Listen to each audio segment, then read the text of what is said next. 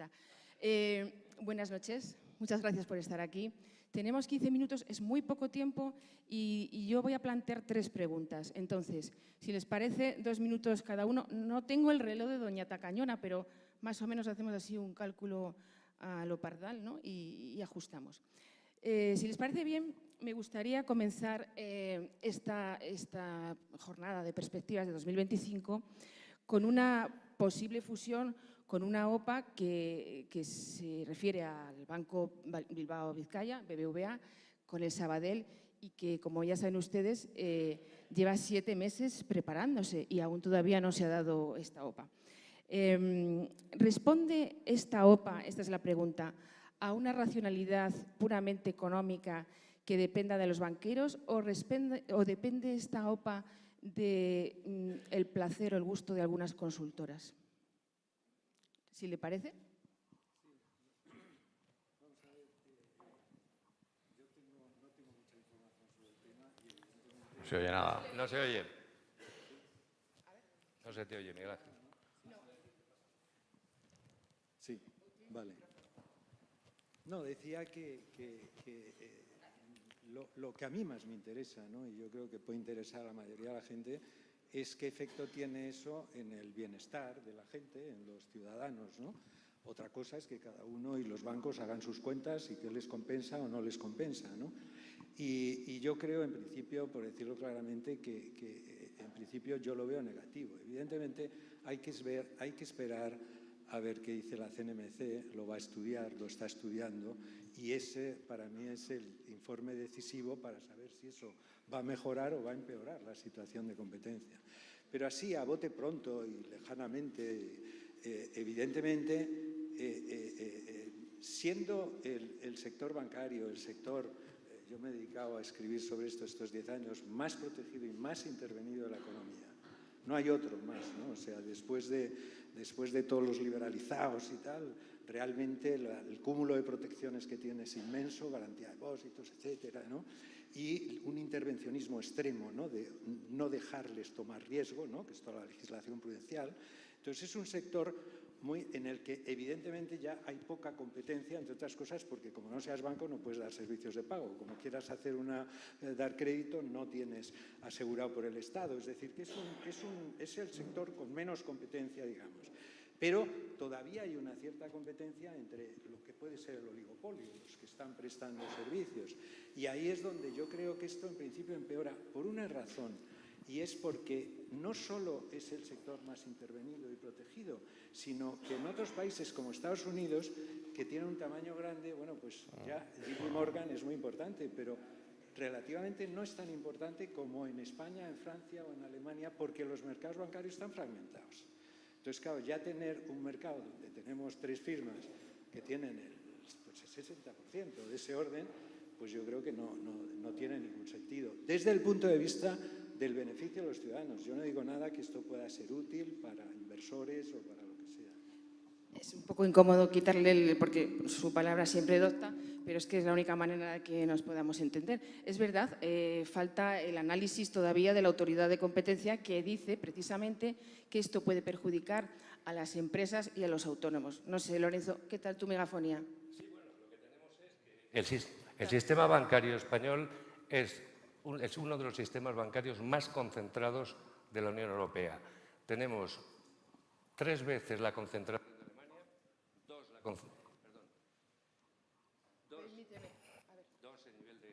de Alemania, 2 el nivel de concentración de Alemania y prácticamente el doble del nivel de concentración que existe en Italia, en los 3 grandes países de la Unión Europea. Luego, conforme a ese criterio, que además si lo aplicamos a escala territorial, llevaríamos a que la concentración entre el BBVA y el Sabadell, junto con la Caixa en Cataluña, por ejemplo, supondría el 90% del mercado. Y en la Comunidad Valenciana, por ejemplo, superaría el 70%. Luego, reducir más el nivel de concurrencia en el mercado es negativo. Y es negativo para los consumidores y es negativo fundamentalmente para las pymes. Todos los procesos de concentración que se han realizado en España en el sistema bancario en los últimos años se han traducido en una reducción del crédito a la pequeña y mediana empresa. La fusión Bankia con Caixa supuso una caída del crédito a las pymes del 4%, la fusión o absorción del Banco Popular por el Banco de Santander se tradujo en una caída del crédito a las pymes del 19% y la fusión Unibank-Liberbank, que han sido las más recientes, una caída del 2%. Luego vamos a tener menos crédito a las pymes y, por lo tanto, en un escenario como el actual, eso es terriblemente negativo. Y una última apreciación que me parece relevante, que es el riesgo exterior. Cambiar riesgo español por riesgo mexicano me parece una oferta muy atractiva, sin duda, para los accionistas del Sabadell. Aquí nos dice que estas empresas, efectivamente, como ambos coincidís, empresas y autónomos, tendrán menor financiación y se quedarán un poco huérfanos buscando esas entidades que daban este servicio. Ya veremos cómo se apaña, porque luego es cierto que los sectores se acomodan a las situaciones. Vamos a seguir hablando de banca, lógicamente, pero a mí que me gusta mucho la fiscalidad, vamos a hablar un poco de impuestos y de banca, si les parece. Como bien saben, el Gobierno recientemente acaba de introducir unas enmiendas vía proposición de ley, que no es precisamente el mecanismo, digamos, más ortodoxo que hay legislativamente hablando, a través del cual pues, consiguen meter o cambiar un gravamen y convertirlo en una figura fiscal, ¿no? En un impuesto a la banca. Hablando de perspectivas, ¿qué consecuencias puede tener este impuesto a la banca, sobre los clientes y sobre la inversión? Sí, vamos a ver, no entro en el diseño porque no lo conozco bien, pienso que será un impuesto sobre los beneficios y por tanto es qué relación hay entre los ciudadanos, los contribuyentes y los bancos, los beneficios. Es decir, ¿es positivo quitarle dinero a los bancos de sus beneficios o es necesario dar subsidios a los beneficios de la banca? Y es curioso que esto se ha producido en un momento en que un economista belga saltó con un artículo diciendo, bueno, el Banco Central Europeo ha tomado estos años una decisión de utilizar los impuestos de los ciudadanos de cada uno de los estados para transferir unas cantidades enormes a los bancos. ¿Cómo? A través de la remuneración de depósitos. No tendría por qué haberlo hecho y lo ha hecho. Y eso supone para la banca europea 125.000 millones y para la española, por lo que han calculado, y sale un artículo en 5 días, me parece que son como 12.000 millones. Esto va de los contribuyentes porque es menor señoriaje que va a recibirlo el contribuyente y el tesoro, ¿no? Entonces, claro, yo veo desde ese punto de vista que la pregunta ¿es correcto pagar los contribuyentes 12.000 millones a los bancos y luego retirarles no sé cuántos, 1.500 millones? Más o menos, pues depende, porque si esto se hace, y creo que se puede hacer por los bancos centrales para sujetar los negocios y las cuentas de resultados de los bancos, porque probablemente si no se hubieran transferido 12.000 millones a los bancos, pues las cuentas de los bancos hubieran sido muy negativas, creando desconfianza, etcétera. Luego, por tanto, el tema es decidir cuál es el subsidio, porque incluso restando ese impuesto van a recibir los bancos. Yo creo que es el planteamiento. Por tanto, yo creo que 1.500 millones que resten los 12.000 no va a ser mucho, ¿no? Si es 1.500, que no lo sé, ¿no? Pero esto es lo que hay. ¿Qué sucede? Que este tema del subsidio a la banca ha aparecido algo en España, en los artículos, en las elecciones inglesas y tal, pero la gente todavía no es consciente de que la decisión del Banco Central Europeo significó una transferencia de recursos porque inmediatamente significa menor señoriaje. Entonces, y eso es un tema muy difícil, porque es un tema de cuánto necesita ser subsidiada la banca y si al quitarles los impuestos no tienen todavía unos beneficios suficientes para dar confianza a la gente. Como habla del Banco de España, del Banco Central, yo voy a hacerle un apunte. El Banco Central Europeo ha dicho, señores, no lo ha dicho ahora, lo ha dicho hace 2 años, señores, tengan cuidado porque esto finalmente va a acabar repercutiendo sobre los clientes. Entonces, no sé, ¿qué opinión tienes tú al respecto? Vamos a ver, el banco, el impuestazo, solo tiene una finalidad recaudatoria y carece de cualquier lógica tributaria. Los bancos ya pagan el impuesto de sociedades y pagan por lo tanto por los beneficios que obtienen. No existe ni un solo país desarrollado en el que la base imponible la constituyan la cifra de negocios. Es un disparate. En segundo lugar, las condiciones por las que se impuso el impuesto, valga la redundancia, han desaparecido. Los tipos de interés no están subiendo, están bajando. Y cuando los tipos de interés reales eran negativos, nadie se preocupaba por los malos resultados de los bancos. En ese escenario hay que decir que si se mueven con los tipos de interés, que por otra parte no establecen los bancos, sino el Banco Central Europeo, cuando los tipos de interés son negativos y los márgenes de los bancos caen, obviamente habría que reducir los impuestos. Es absurdo. En segundo lugar, el Banco Central Europeo ha dicho que no solo era negativo en los momentos en los que se introdujo, sino que la permanencia constituía un riesgo para la estabilidad financiera.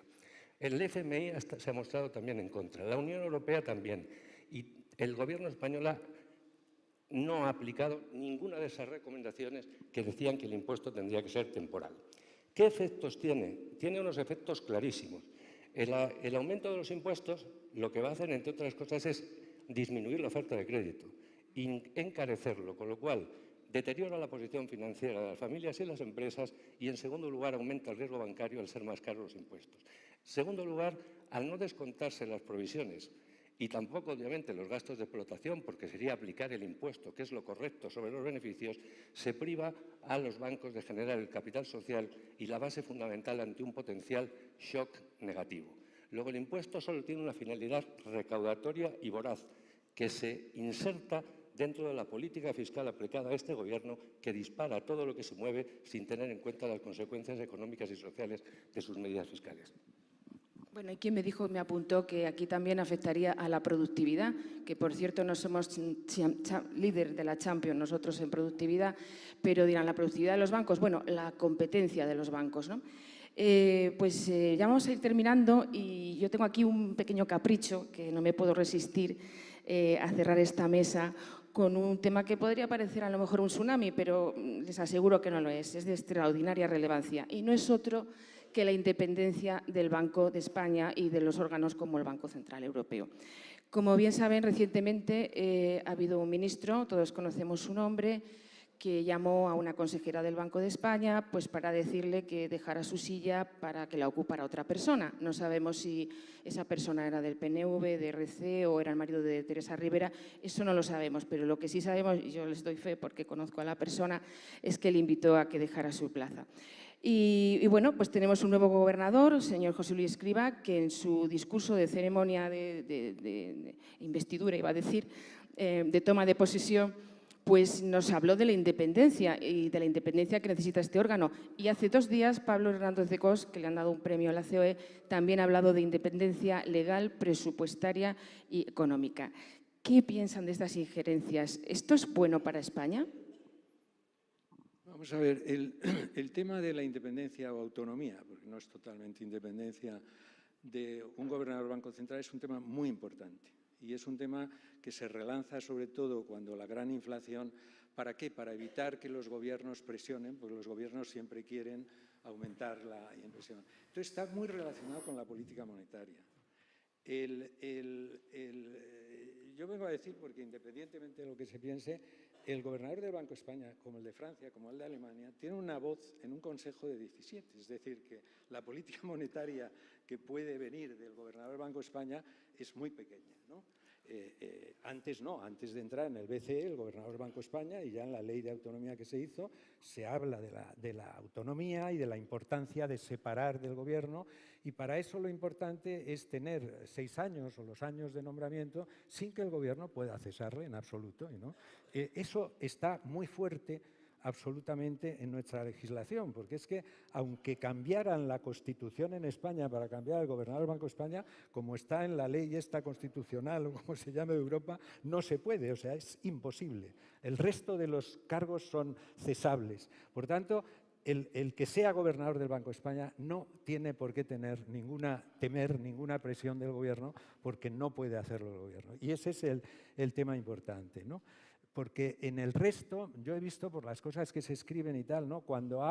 Es verdad que el Banco de España tiene todavía, pero el Banco de España, vamos a ver, no debería decirlo porque siendo exgobernador es una cosa importante, pero claro, cuando tenía mucho poder el Banco de España, pero es que el Banco de España ahora no hace ni política monetaria ni hace supervisión bancaria, es decir, tiene una presencia en una reunión de 17 personas, pero entonces es verdad que hace esos informes. Pero lo importante es que en esos informes no esté presionado por nadie. O sea, esa es la clave, ¿no? Pero pero realmente es para una cosa para la que no estaba pensada la independencia, esto hay que decirlo. La independencia estaba pensada para la política monetaria y evidentemente en la política monetaria el gobernador hoy puede hacer pues, lo que se puede hacer en un consejo, etc. Es mucho más importante, por ejemplo, los miembros del comité ejecutivo del Banco Central Europeo, es importante, donde antes teníamos una representación y ahora no, la perdimos por la vicepresidencia. Entonces, eso es más importante porque esa gente es la que está preparando todas las decisiones, ¿no? Pero en principio ninguno de ellos debe representar los intereses del país. Ya lamento yo de verdad cortarle así, pero es que, bueno, estábamos hablando de injerencias y los informes, pues claro, puedes hacer unos informes favorables a favor de obra, ¿no? Yo voy a ser muy breve, es decir, sin que nadie se lo tome en segundos términos, la mujer del César no debe ser honrada sino parecerlo. Es verdad que las instituciones y el Banco de España no tiene función supervisora, que está centrada en el BCE y que obviamente no puede ejercer, por lo tanto, tampoco política monetaria por estar transferida. Ahora bien, hay un elemento fundamental, que es el intuitio persone, el prestigio reputacional, no el de la capacidad profesional de quien es gobernador. Y quien se acuesta ministro y se levanta gobernador de un ente independiente, digamos que es cuestionable. Y el banco sí tiene una labor fundamental, que es verdad que no tiene capacidad supervisora ni tiene política monetaria, pero sí es el seguimiento y el enjuiciamiento de la política económica del Gobierno. Y esa es una labor fundamental que en estos últimos años ha mostrado el Banco de España una enorme independencia frente al poder. Desde ese punto de vista, un gobernador que ha sido ministro ayer y que, por ejemplo, ha cuestionado la política, los informes del Banco de España sobre el sistema de pensiones que él elaboró, hay que introducir por lo menos un elemento muy cuestionable en lo que va a ser el enjuiciamiento de la política económica. Espero que con esos 6 años por delante y con el deseo, me imagino, muy razonable de recuperar su reputación y credibilidad profesional muy deteriorada por su paso por el Gobierno, el señor Escrivá ejerza como un verdadero gobernador independiente, como lo fue el memorable Hernández de Cos. Bueno, muy bien, pues muchas gracias. Vamos a dar paso a la siguiente mesa. Gracias por su presencia, por su colaboración. ¡Feliz Navidad! ¡Ay! Muchas gracias, Miguel Ángel, Lorenzo, Carmen. Hemos sido un poco más